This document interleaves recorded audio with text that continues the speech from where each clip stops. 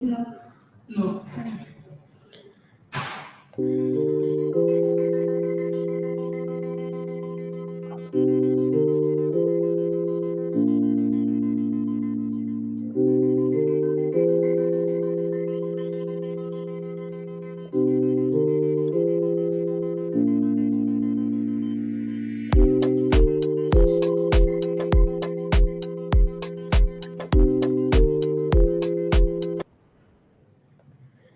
Hello, everyone, and welcome to our channel. This is our first postcard episode titled Behind the Tagline.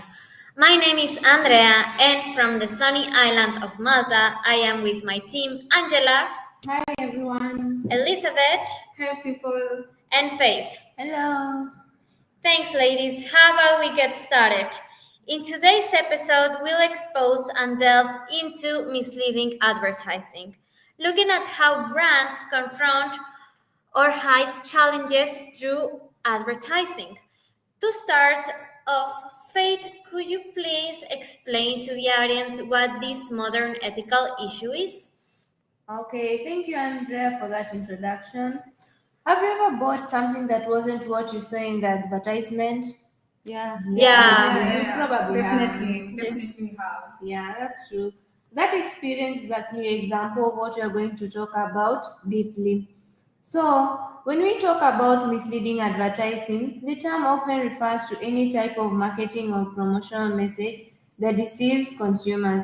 It involves false, exaggerated, or incomplete information that can lead to people making purchasing decisions based on inaccurate or misunderstood claims.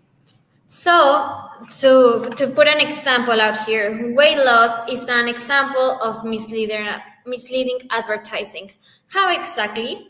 So, where many health products use extreme before and after photos that are extremely edited, when we see the promotion about the effect or consumption of something, the products often do not deliver the same results, leading to false expectation. That's what it is misleading advertising. Yeah, that's true. Some products comes with ads like I think most of you have seen it. Save up to 50%, which mostly applies to a small percentage of items, those that come once then they disappear, or products that are rarely purchased. The brands also use fake testimonials, influencer endorsements, or reviews that are not genuine. This makes a product seem popular when it may not be. What do you think about this, Angela? Yeah, that's true. Okay, ladies. So to recap, misleading advertising can include like incomplete information, exaggerated images, false comparisons, or hiding costs. In short, it's manipulating the consumer. What about the consequences to the consumer when they buy from a misleading advertisement? Like thinking about their needs, but not facing a reality that is far away from what is actually expected from them. Oh, I can feel I can jump in there, Angela. You see, so many consumers purchase the product based on their claims that were being sold to them, and end up only to be disappointed by the results and end up feeling that they lost their money. Consumption in large quantities can lead to side effects such as dehydration and digestive issues without proper guidance. Mm, mm, Without proper guidance, consumers may unknowingly put their health at risk following the advertised regime. Experiencing no results can lead emotional distress, frustration, and a loss of trust in the health-related products. Okay, thank you, Elizabeth. Okay, I want to give a real life example which happened with the Bunjaro pink salt trick, which features misleading weight loss advertising. Okay, this marketing strategy that combines the use of dietary supplement called Bunjaro, where a small amount of pink salt is dissolved in water and consumed before taking the Bunjaro supplement. This combination is suggested to produce significant weight loss in a short period of time. I believe that a lot of people when they get to see this that it uses in a short period of time, you'll get to buy it. But there's no credible scientific research that supports the effectiveness of this weight loss method. The product also lacks evidence from reliable clinical studies or peer-reviewed research that support its claims and raising questions about its legitimacy. Oh, that's a great example, Faith. Okay, we must also point out that it may have legal consequences. There are laws that protect consumers, but most companies often find ways to circumvent them. In the ethical case of the problem, what consequences do companies face when they're faced with misleading advertising? Yeah, I think we need to advise here. In these cases, the best thing for consumers to do is once they become aware of deceptive practices, they may share their experiences like online, leading to negative reviews and maybe tarnishing the brand image. This obviously will result to loss of consumer trust and a decline in sales. In some cases, brand may get lawsuits against them. I think we have some of the examples we'll give later. We'll have cases where lawsuits were involved, or they'll be forced to withdraw their products from the market if they are found to be in violation of the advertising regulations or consumer protection laws. Okay, and to our listeners, if you're listening and know anything about the topic, feel free to ask us questions. Write the question in the comment section. Thank you. So thanks for pointing that, Angela. That out. So I want to add in here an example about a brand that you already might know, that it's L'Oreal. So this big company of beauty and cosmetics. So the thing that happened to them is that this is a company that has repeatedly come under scrutiny for the discrepancy between what it promises in its advertising and what its products actually deliver. So a landmark case occurred in 2011 when its ads were banned in the United Kingdom. So you probably know Julia Roberts, right? Definitely. Yeah.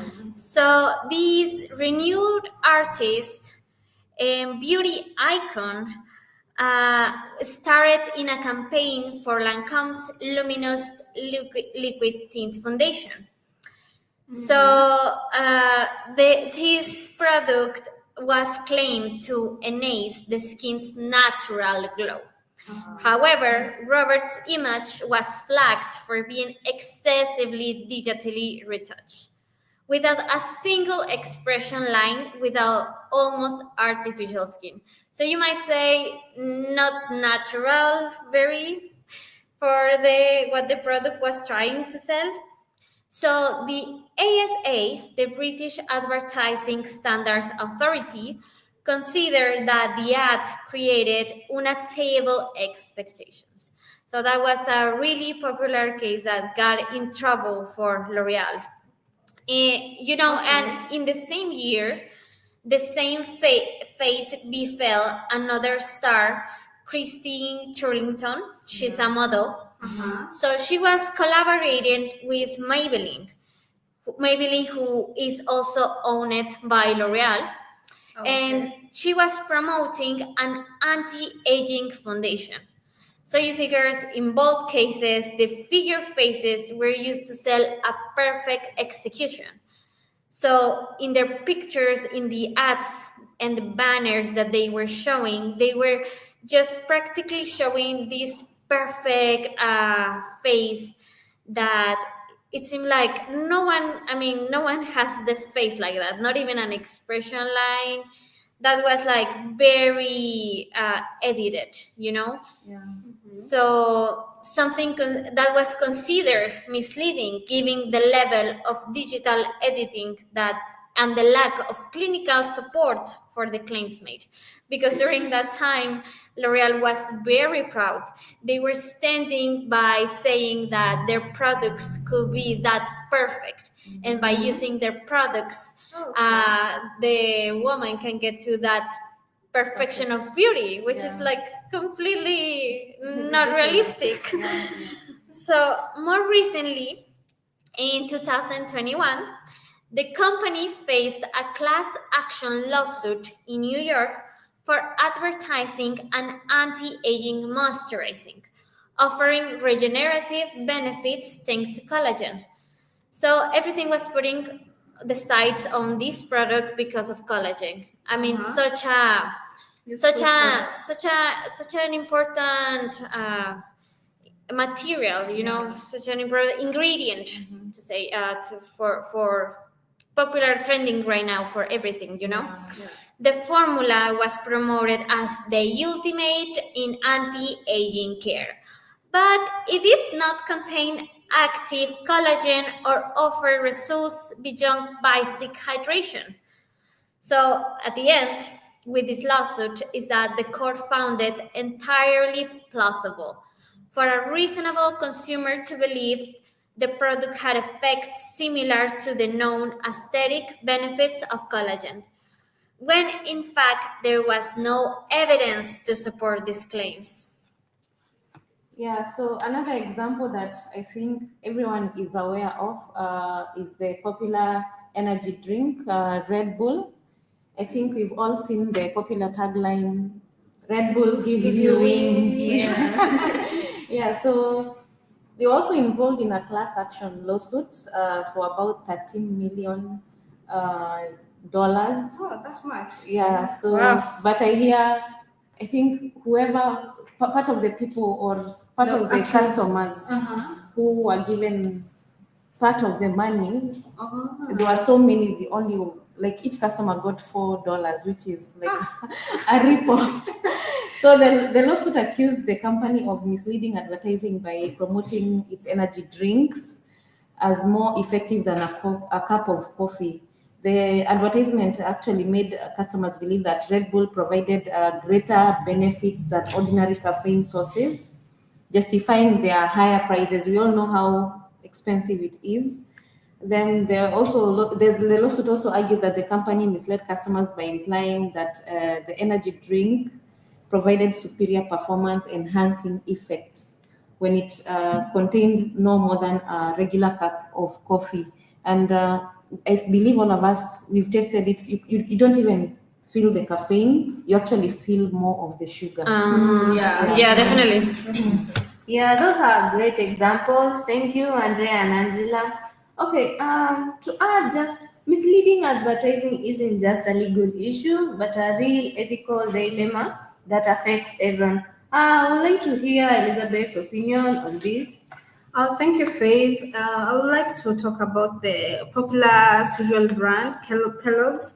It's one of the biggest cereal brands in cereals. They have they have so many types of cereals that they are selling to for breakfast.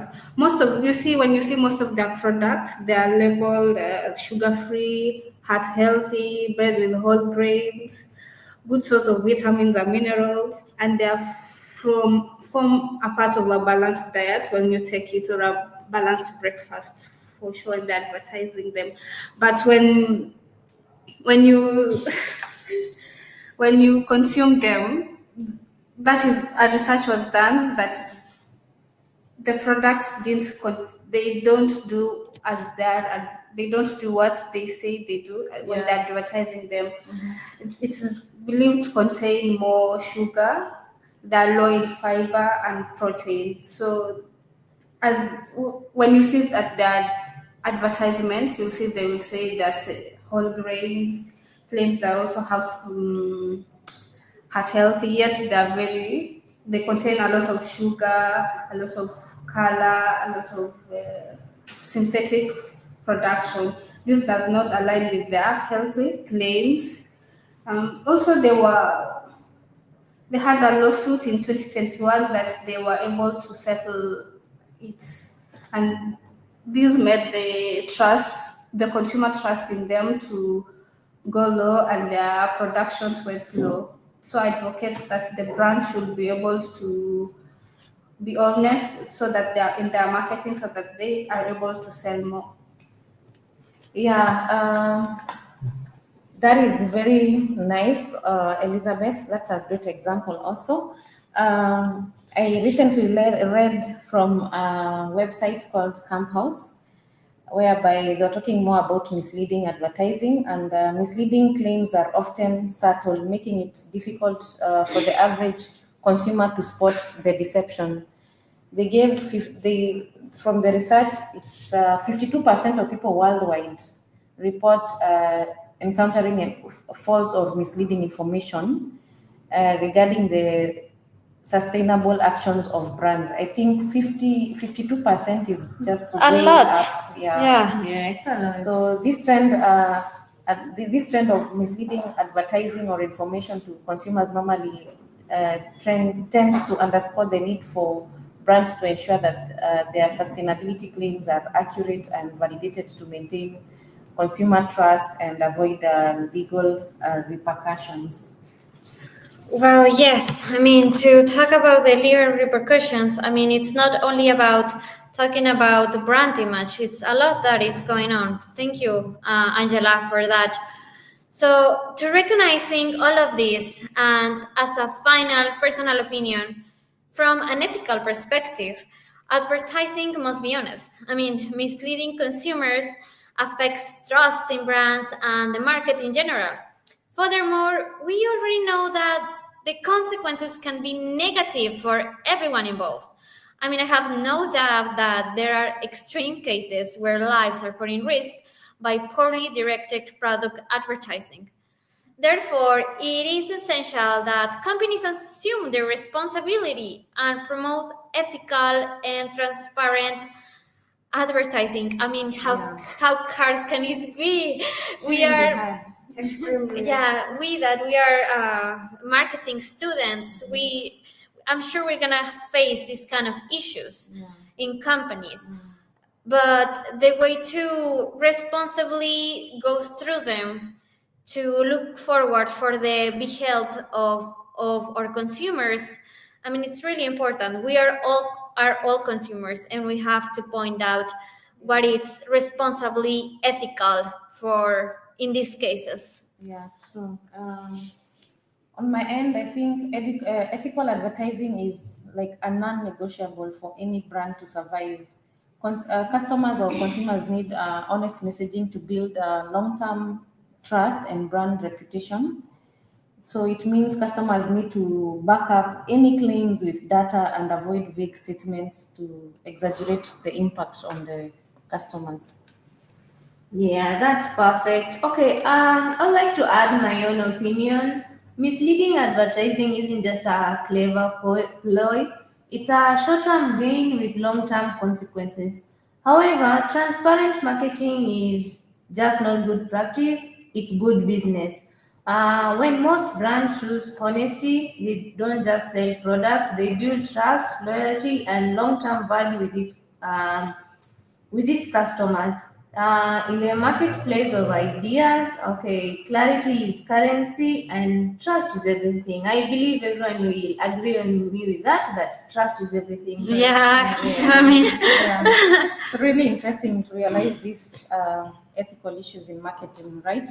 yeah. Yeah, Very so interesting. yeah, as future professionals, in like Andrea said earlier, it is actually very important that we understand the responsibility to communicate honestly and respectfully with our consumers. Yes, I agree with you, Angela. And I think it's very important that brands ensure that what they are selling or advertising is what they are actually selling. I also think but that brands should be able to understand their consumers so that they can be able to cater or create advertisement that are understandable by the consumers. Yeah. Yes, thank you. Yes, thank you for pointing that, girls. So to conclude with this first session, how about we read to our listeners questions and opinions on the topic? So at this point, we invite all our audience to leave a comment in the comment section below to share their thoughts on today's topics with us. Okay, I'm now going through the comments and I can see you have sent your questions. I will read a question from Edgar Maya. Is it ethical to exaggerate a product's benefits if everyone does it? And I think Faith is going to answer the question. Yeah, I'll answer that question. Thank you, Edgar, for that good question. All right. Just because something is common doesn't make it right. So I'll say no, because truthfulness and transparencies are values in their own right. When there is exaggeration, it often leads to misleading consumers, which violates the ethical principle of honesty. Ethical marketing requires truthfulness, truthful representation, and also slight exaggeration can cause customers to feel deceived. Once the truth is revealed, it damages long-term trust and brand reputations. I think that answers your question, Edgar. Okay, Yeah. yeah, I think so. Also have a comment from Better Day. He said, interesting topic. Also, he asking about how will you change an advertisement to make it more honest and compelling? I think I will answer that. Oh, okay. Go ahead, Angela. Yeah, and at this point, I want to say thank you everyone for joining our live and for asking the questions. So the question from Better Days, that is, we are hoping for better days from from our companies when they're advertising. So to answer that, I think the best way for companies to change advertisement to make them more compelling and honest is maybe they should try and replace hype with clarity. That is, they stop using very vague words or such expressions. For example, instead of saying our product is life changing, they can maybe say 10 or 15 customers out of the 20 said it made their life easier. Instead of that is after now taking samples from what they have really like the samples from what they have tried out there. Then the next thing is design for truth. That is try and ditch the staged perfection. Instead of using perfect models who are naturally maybe small or light or dark, whatever. Yeah, try and use natural imagery that reflects real users, because not all users are the same. And then we also come from diverse backgrounds, so we just stop the staged moments. Then finally, I'd say they also need the companies need also to acknowledge limitations. Like you'd rather have a certain niche, like target a certain niche instead of advertising one product for all. Like not everything is for everyone. Okay. Yeah. I hope that answers your question. We also have a question we have a comment from Simply Cynthia Rose. And she say, very informative. However, how can I tell an ad is potentially misleading? So thanks for that question. I think I can answer to that. So to look if a product is misleading, so you have to look for several common red flags. So be cautious of claims that seem too good to be true. So, for example, if you see things promoted as rapid weight loss or instant results without effort, these are often signals of exaggeration or hidden details. So, when they promise you something really quick, but not very logical, right? So they often use words as rapid, instant results, I don't know, doctor approved. So everything like that are common red flags. Ads that are vague or leave without important information like pricing, ingredients, or risk can also be deceptive. So we have, as consumers, we have to pay attention to the print, as it might contradict the main message of the products. So, because we are all consumers, we don't want to be facing that kind of troubles, right? When you buy something and the promises you get are just different. So to add from this, I would like to point that some ads even mimic trusted brands to create a false sense of quality to protect yourself. So to protect yourself, search online for reviews or complaints. Check for official certifications. If and this is most of the time that you need to check if they are related to health or to food. If they are saying clinically prove it. So we have to check or use the facts to check that. We have to review the sites and have doubts. Always approach to bold advertising claims with a critical eye. Yeah.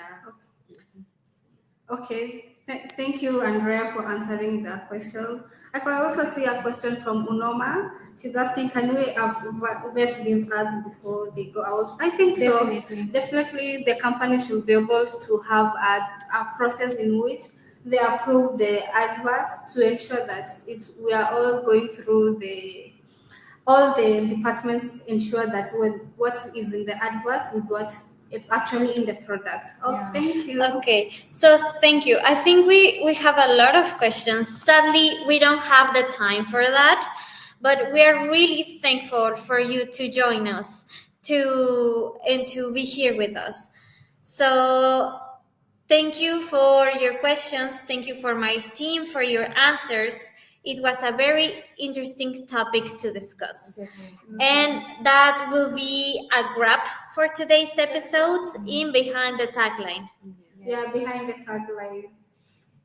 As a recommendation, we believe that as consumers, we should learn to detect these practices and demand greater transparency. Thank you. Thanks for listening. We hope this episode has made you reflect on how advertising can influence our decisions. Thank you. Bye. Adios, muchacho. Kwaheri. Ciao.